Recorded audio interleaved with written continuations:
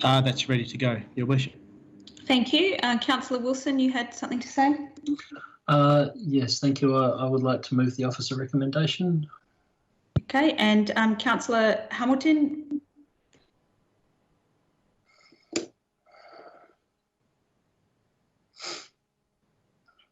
Are you foreshadowing your alternative in the event the officer recommendation doesn't get up?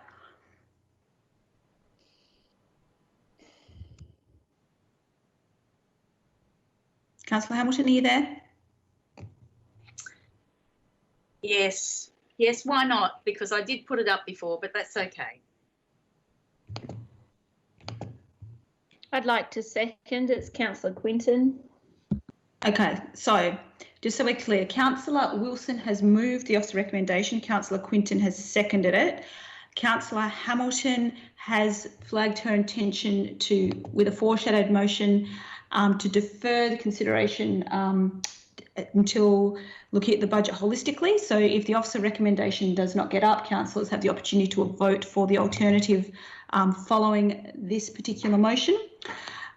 Is there anybody against the motion? I'm assuming Councillor Hamilton is that correct? That's correct. Okay, Councillor Wilson, would you like to open debate? Yeah, thank you, Your Worship. Look, I'd like to speak in favour of the officer recommendation, just briefly outline my reasons for doing so.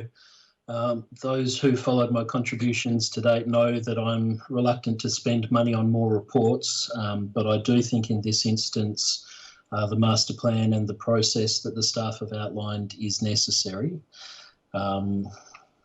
So what it will allow us to do is build on the extensive work that's been done to date towards the revision and replacement of our town planning scheme, which is an extensive body of work and one that's long overdue.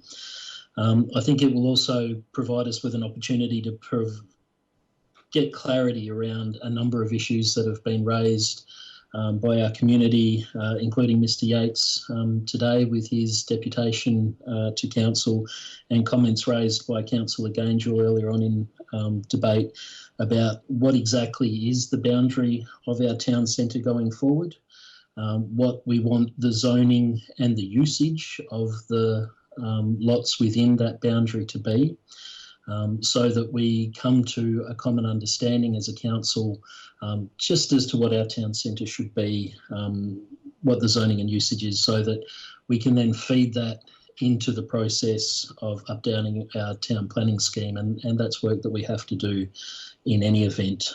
I think it is useful for us to undertake that process with some facilitation and additional resources and expert guidance, so that our staff are free to focus on the detail of the work that's needed to update the town planning scheme, but also so that we can attract quality contributions from those stakeholders that have not previously been canvassed as a part of the work that we've done with the Bassendean report. Specifically, I think it'll give us an opportunity to engage with the property owners and to fully understand what their aspirations are for the land that they own. There are provisions in our existing town planning scheme for all sorts of development to be done, but in the past 2 decades it has not been done, and I've never made any secret of the fact that I'm concerned that certain property owners in our town are holding our community back and not allowing the best and highest use of the land, particularly walking distance from the train station. So I think this process, as it's outlined in the officer's report, will allow us to engage meaningfully with all of the landowners within whatever we ultimately decide the boundary of the town centre to be, so that we know what their aspirations are, so that instead of just having a report that sits on a shelf, that we can seek alignment with the people who own the land.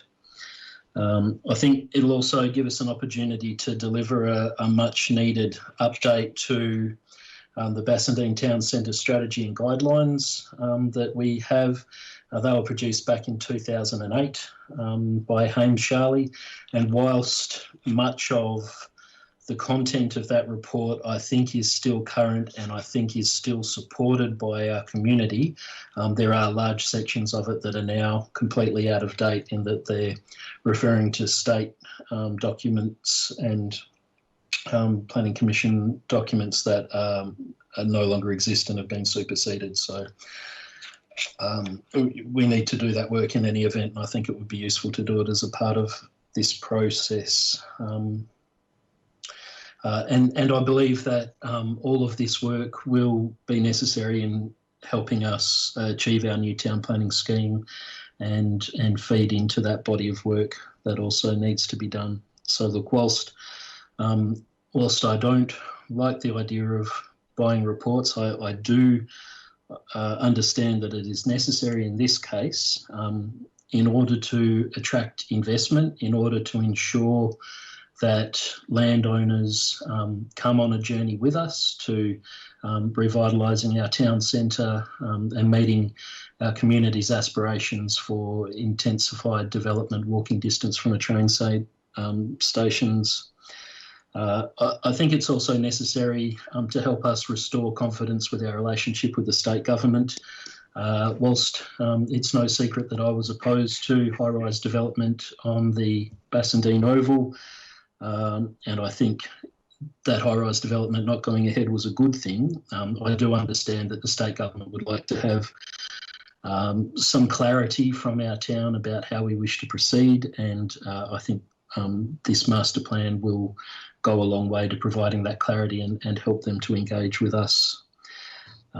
So look, for all those reasons and more, I support the officer recommendation and look forward to engaging in the scoping workshop to make sure that we come up with a shared vision that will help us get a good scheme. Thank you.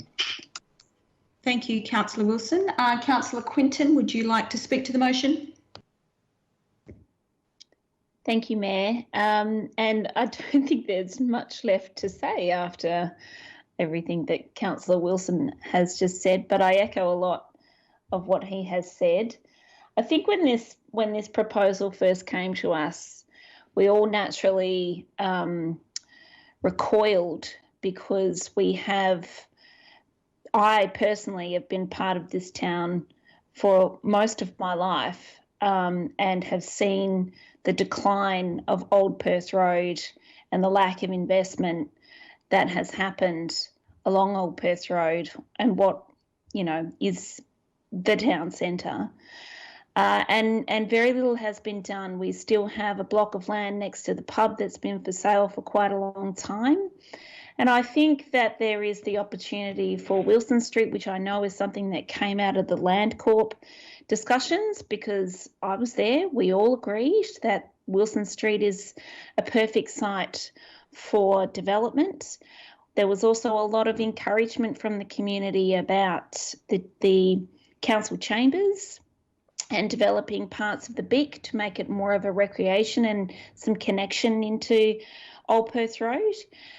So what convinced me from the first discussion and the feedback, the very strong feedback that we gave to the CEO, and I want to really thank our CEO, Peter Mabbs and Luke Gibson for driving this and listening to us. And I think that they have heard us. What convinced me was and this is something that we did express to our CEO, is reaching out and going blue sky. And I think that is something that she has achieved through this in saying that there will be discussions with Development WA, there will be discussions with the MRA, there will be a master plan and a concept plan, and it won't just be a vision that sits on a shelf. So I was one of those people that was very sceptical about this in the first place, but I have come around and I have faith in this, and I will drive this from my point of view as well as much as the community, and I hope the rest of the community gets behind this because it is absolutely sorely needed. It is the one thing that we talk about all the time, that we need to fix the town centre. So I fully endorse this and I encourage other councillors to as well. Thank you. Thank you, Councillor Quinton. Councillor Hamilton, would you like to speak against the motion? Yes, and I would like to send through my reasons to be recorded in the minutes for Amy after this, if you don't mind. No problems. Firstly, I actually support updating the existing town centre plan, because we do have an existing town centre plan produced by Harm Charlie about a dozen years ago. So I actually do support updating the material that we already have, which is extensive. My issue with how this has come forward is the selective use of processes. Now, we have a process that is supposed to exist where we achieve the best outcomes financially for our community when we put things out to market, which in this case, for the value of money, is a request for quote. I've heard the information provided. I've read emails, particularly the one that was sent late this afternoon at about 5:10. It indicates to me that we are allocating a financial amount of money to a company to oversee, theoretically, several other suppliers. Now, that is a sole supplier, but it is in an area which I don't believe is unique. And so I don't believe that we are adhering to our own policies as what we have done in the past. I also think that to allocate this amount of money without scoping the project initially, I'm left speechless on that particular one. I don't find it appropriate that we should scope a project after we've allocated the budget allocation and nominated the consultant. I actually find that to be inappropriate. The best outcome can be achieved by seeking out the best qualified companies to produce the work and for the best price. Now, that's what we're here for as councillors. So, you know, the other aspect that's being promoted in different ways is that initially this project was, we need to get it done, we need to be fast because we need to be in time for the state government's budgeting. Then if you read the report, it says that it's a long-term project. There's shifting sands here, and I find the whole thing to be a little bit difficult to comprehend. So that's it. Thank you. Thank you, Councillor Hamilton. Are there any other speakers for the motion? Are there any other speakers against the motion? Yes, Your Worship. Thank you, Councillor Ganjar. Thank you, Your Worship. Look, there's no bigger advocate than myself for investment into the town, and potentially along the way, I can potentially become an advocate for this proposal. But at the present moment in time, I would have preferred to have been able to sit around the council table. I know modest thing to happen these days, but hopefully we can get out of our bunkers and come back around the council table. And I know we're having that very, very shortly next month. So to sit around, scope out and get an understanding amongst councillors with what our definitions are, what outcomes we want. This is sort of been put together piecemeal, in my view, at the present moment in time. I understand a lot of work's gone into it, but it's been very difficult without councillors being able to really come together for a face-to-face workshop to understand the broad scope and the parameters that we're looking at. So that's my caution towards the process that's currently been put in place. And of course, no doubt the state government is saying we don't want to be the drivers of anything in Bassendean, because just recently we've rejected a $33 million stadium at Ashfield that could have been hosting a female World Cup at the town, and the flow-on effects to that. Of course, we had the town centre proposition, which was $185 million, but I'm sure Subiaco now is very, very happy because largely what was proposed in Bassendean, the intel now has been used to create Subiaco East. No doubt our track record at the present moment in time with grants and the likes hasn't been too crash hot. We've got a Lottery West grant of $375,000 that potentially may not be able to be utilised. Of course, we had the funding to do the works for the boat ramp of about $20,000 that we also gave back. Obviously, the reports that we've done as well. I'm still waiting for the $20,000 weed report to be presented to council. I'm not sure whereabouts that is. And of course, we've rejected doing a lighting audit of all our sporting reserves. The Jubilee Oval plan is now, I think, in abeyance. And of course, we're not sure on the outcome of the Old Perth Road market. So I would really like to see the town focus on things on the ground, infrastructure on the ground. And of course, we don't know what the current state of our budget is. So I've been led to believe that we are bleeding a little bit in our own budget in the town. So I would personally like to get an understanding of what the town's budget is currently like and looking at the shortfalls before we're looking at allocating mass amount. But again, there's no bigger advocate than myself for investment in the town. And certainly along the way, I could very well become a big advocate of this project. But at this point in time, I would personally prefer to have the scoping work done prior to going out and commencing this process. Thank you. Thanks, Councillor Gangel.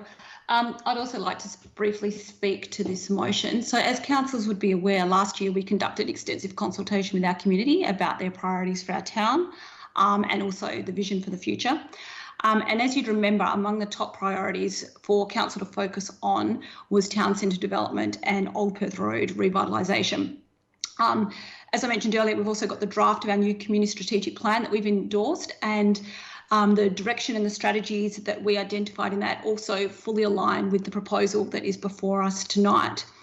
I think that attracting investment in our town centre is particularly important to achieve right at this time, as the town is seeking meaningful ways to contribute to our community's recovery from COVID-19. Realistically, we can deliver as many events or murals or planter boxes or things like that, but these won't make a long-term difference to our town centre.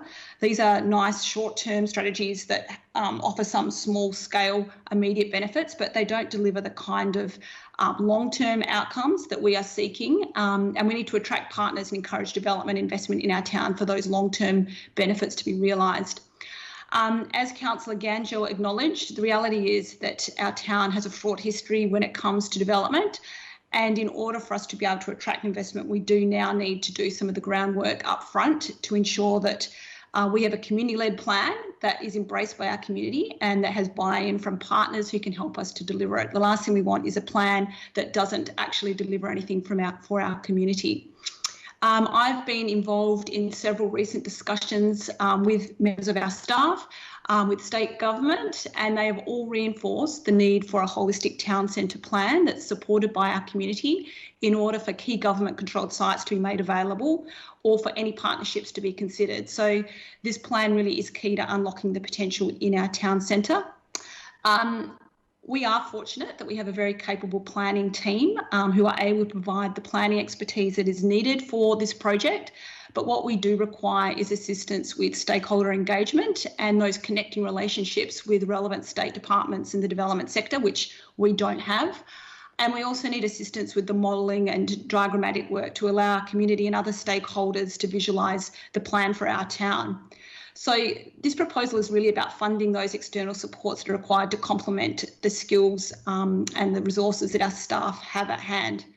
So there's been some concerns expressed from Councillor Hamilton and Councillor Gangel, and I do commend them both for seriously considering the risks and wanting to make sure that this appointment of an external consultant aligns with our procurement processes. I am confident that the responses given by our staff, that we're meeting our obligations. Councillor Hamilton mentioned that this project was going to be overseen by an external consultant, but this is not actually the case. This is a town's project we're seeking external assistance with. And I do appreciate the comments about project scope, but taking on board what our CEO has said, I am happy that it will be further refined when we have that initial inception workshop, just as we did with Bassendean Our Future, which delivered a really fantastic outcome that I think councillors all agreed was a really worthwhile report that clearly identified what our community's priorities were. And we have already had a number of discussions around this already. It's not the first time that councillors have had the opportunity to ask questions. As I mentioned, I'm confident that we'll have an opportunity with the planned inception workshop that we'll be able to first agree upon pressing issues such as the boundaries of the town centre and how we will engage with stakeholders, including the private landowners in our town. And I would like to remind councillors that primarily our job is to identify the outcome that we are seeking and to allocate the financial resources to fund it. It's the responsibility of our staff to find the best way of delivering it. And I'm confident that our staff have a good understanding of what needs to be delivered through this process and what we as councillors are seeking to facilitate our town centre development. So I would therefore encourage councillors to support this motion. Any other speakers? Okay, in that case, Councillor Wilson, would you like to close debate? Thank you, Worship. Yes, look, I'd like to thank Councillor Quinton for seconding the motion and for her thoughtful contribution and the deep consideration she's given to these issues, including in previous workshops that have led up to now. I share all of Councillor Hamilton's concerns for ensuring that there's value for money for our ratepayers, and that there's appropriate expenditure controls and probity in all of our processes, and remind her that we as a council will continue to have oversight during the life of this project to ensure that it is delivered in a way that meets our high standards, and I do support her fully in ensuring those standards are met. Councillor Gaingel has been a very passionate and long-standing supporter of development in our town over many years, and raises a number of points about what might be seen as missed opportunities. But I think this process will allow us to have a united vision that has not only the support of council, but also the support of our community and the support of landowners in our town, and will increase the likelihood that we will be able to achieve not just private development, but also public and maybe public-private partnership development into the future. So I see it as an investment that I hope will deliver great returns over the years. And otherwise, recommend this motion to council. Thank you, Councillor Wilson. So Councillor Wilson is for the motion. Councillor Quinton is for the motion. I am for the motion. Councillor McWilliam, are you for or against? I'm for the motion, thank you. Thank you. Councillor Barty, are you for or against? For the motion, thank you, Your Worship. Thank you, Councillor Barty. Councillor Hamilton, you're against the motion. And Councillor Gaingel against the motion. Correct, In which case, thank you. In which case the motion is carried. Thank you, everybody. We've got one final item, which is 12.17, which is the calendar for July. Councillor Gaingel, you wanted that brought out of en bloc? Yes, thank you, Your Worship. My favourite thing now. I noticed at 5:30 via Teams, the briefing session we're having via Teams. I was just wondering why, considering almost at that start, in fact, at that stage, we'll be able to have a full stadium in Western Australia. 60,000 people will be able to attend the football in Western Australia, but yet we're unable to attend a briefing session in the council chamber and have the public present. I'm just wondering if I can get an answer to that. So, Councillor Gaingel, you may recall that I've recently sought feedback from councillors about their preferences for how we might continue meeting, and there's been feedback received that councillors were open to using a variety of formats to meet, including some of our meetings being on Teams. It seems that this is a preferable format for some members of our council. This is obviously open to ongoing discussion and review, but at this stage, the most recent feedback that I have received is that this works well for a number of members of our council. So that is the reason why at this stage there are some of our meetings that are proposed to continue online. And my follow-up question, if I could, the ordinary council meeting, I have seen that we are going back in July, but again, stadium full of people, full venue capacities, but yet in the council chambers, we're not having any members of the public attending. So, Councillor Gangel, that announcement has just been made by the Premier in the last couple of days. This agenda was written prior to that time, so it may be open for that to be reviewed, but the staff will be able to guide us as to what they're able to deliver for us for the July meeting. Councillor Quinter, did you wish to say something? Yes, sorry, I'm also bound by the curse of an Apple Mac that doesn't allow me to raise my hand. The question is around the briefing session, and should the existing council resolution to have community briefing sessions override our desire to want to have it via Teams? It's more of a technical question, I suppose. I would assume. Do you mean the trial that we were conducting by taking the? Yep, that exists for the rest of the year. Is that correct? Yep, Councillor. Peter Mavis, would you mind responding to that?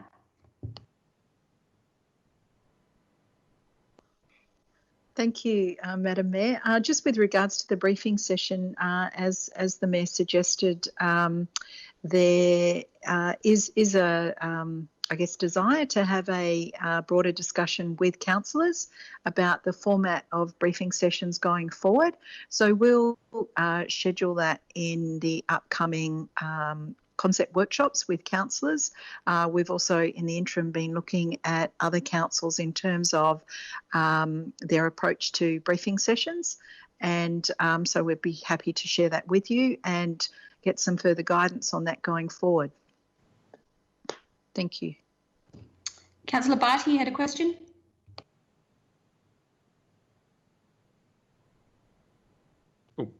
Just a comment, if I may. I just wanted to signal my support to move official council meetings in person.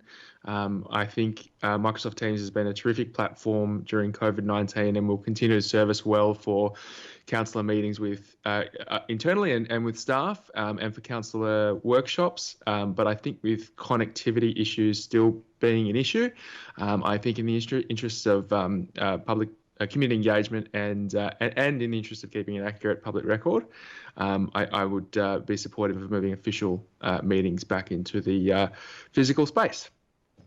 Thank you, Councillor Barty. You've probably noted that is what is planned from July onwards. If there's no further questions, I'm happy to move the officer recommendation. Is there a seconder for the calendar item? I'd like to second that. Thank you, Mayor. Thank you, Councillor McWilliam. Is there anybody against? Yes, Your Worship. Okay, well, I'll waive my right to debate. Councillor McWilliam, did you wish to debate? I think it's been quite well covered so far. Thank you. Thank you. Councillor Gangel, did you wish to speak? Yes, thank you, Your Worship. Look, I will concede potentially the workshops, although I think it's much easier to be around the table discussing matters with each other than via Teams. But I'll concede that's a personal preference. However, I very much would like to see council meetings, including the briefing session and ordinary council meeting, being conducted in the chamber. The state has opened up Western Australia now. We are, by this stage, going to be at full capacity in Western Australia, so no restrictions on Optus Oval or having events or anything like that. And I think, therefore, the council should return their briefing session and ordinary council meeting to the council chambers and also allow members of the public to come and attend in person at the council meeting. And I will note that our neighbours in the city of Bayswater have already done so and are doing so tonight. So it'll be fantastic to align with our neighbours and have both the briefing session and council meeting open in the chambers and welcoming back our community. Thank you. Thank you, Councillor Gangel. As noted previously, we are having an ongoing discussion between councillors and staff for how we can progress in the coming weeks and months. So I look forward to discussing that at the concert workshop, as our CEO indicated. So we have Councillor Gangel against this motion. Is there anybody else against the motion? Okay, thank you. Then that is carried. There are no motions that have been given notice of it for this meeting. Are there any announcements for the next meeting of notices of motion? Okay, there's no urgent business, there's no confidential business, so I will declare the meeting closed at 7:54 p.m. Thank you, everybody, and we will be meeting in the council chamber next month for the ordinary council meeting. Good night, everyone. Night, team. Love you all. Good night, everyone. Thank you. Thank you. Good night. Everyone. Bye.